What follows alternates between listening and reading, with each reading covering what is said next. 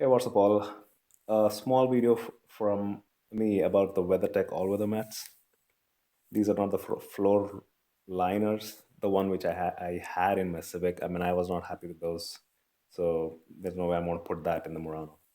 I have been using the two split piece mats till now in the back, but my niece and nephew are going to be here, and they're going to be here for like probably some time. So I realized like that mid part has to be covered. So that's the reason I got this three piece.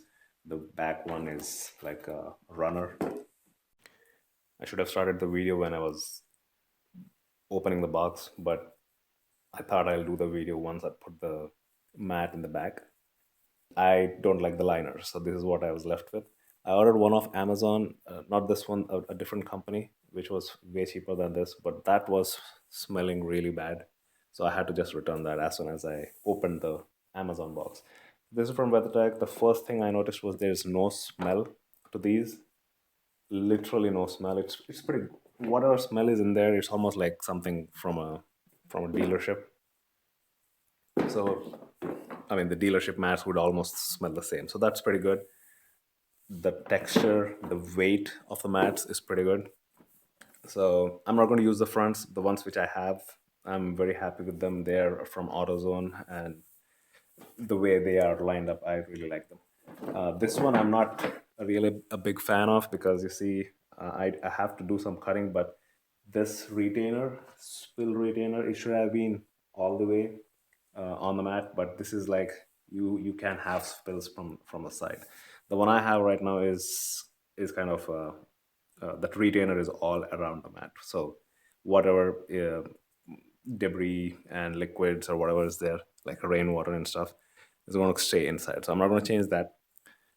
So let me continue the video outside with the mat. I didn't do the cutting and everything, so let me continue the rest of the video outside. Tried to keep the camera here and adjust that, but it was not that easy to set it right with the camera right pointing near the door. So what I did was kind of match those center lines to the center console up here, and then you can see there's a lot of cutting to do. So I marked those points up there. That's where I need to cut. So I'm doing one section at a time. So let's cut this middle section first, so that at least the mat would fall straight. I'm sure there could be one line that can be cut off from the edges, but I might keep them. I'll see. Better not cut more than what you want. So let's do that. Let me cut that and then put it back, and then I'll continue with the video.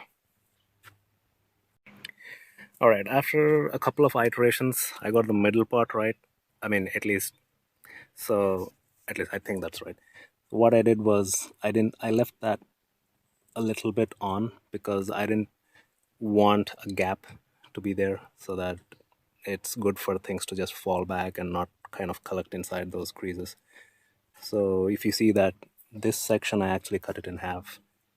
So I feel, I mean, this bend, like whatever you see, that crease, I think it's because the way it came packaged, should straighten out after a few days. So now that's the center part. Now I'm not really going to touch anything here because I just kind of pushed it under the seat rail. There's a mosquito up here. Okay, I'm going to cut a little bit here. Even this is going to be nudged under here, but the seat belt, that definitely needs probably about 3 pieces out from here, and then about 2 pieces out from there. So I'm going to do that and then continue the video. All right, so I'm done with the cutting. So I cut the 3 pieces up here. The rest kind of fit fine. Slight gap there. I didn't. I mean, I think it's negligible. I would not have, but that's too difficult to actually have that kind of a precision cut unless you're going for the digital fit. The other side I left it as is because it didn't really hinder the belt. And what else?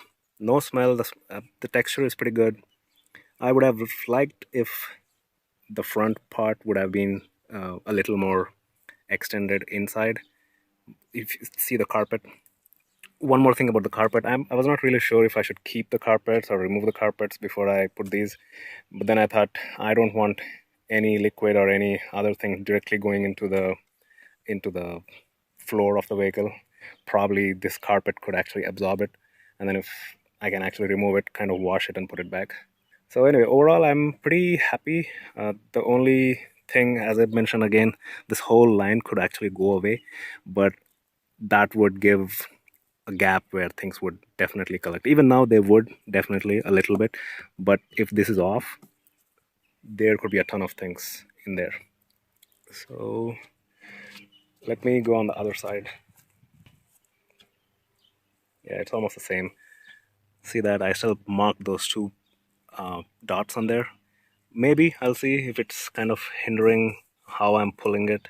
I'm going to see it right now, and then if it's bad, I'm just going to cut it. But actually, the sun is setting, and I didn't want the light to um, fade off. So this is kind of natural looking light right now.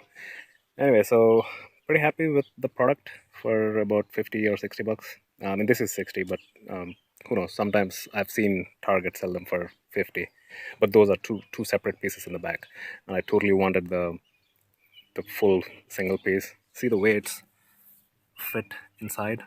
I mean, both ends. Like there's little room for things, really tiny things to get slip by, but that's okay. I mean, that's too much to ask for. So, but overall, I'm pretty happy with this mat, except for that. It should have been this area should have been a little more extended. And then now, once the seats are back, I'm sure it's going to look good. You won't be seeing that gap up there. So, alright, hope this video helps. I didn't see many videos with the single piece rare mats from WeatherTech, so I thought I'll just put this up too. It's a universal, so you can actually use this kind of review with for any other vehicle, any other SUV too. All right, thanks for watching.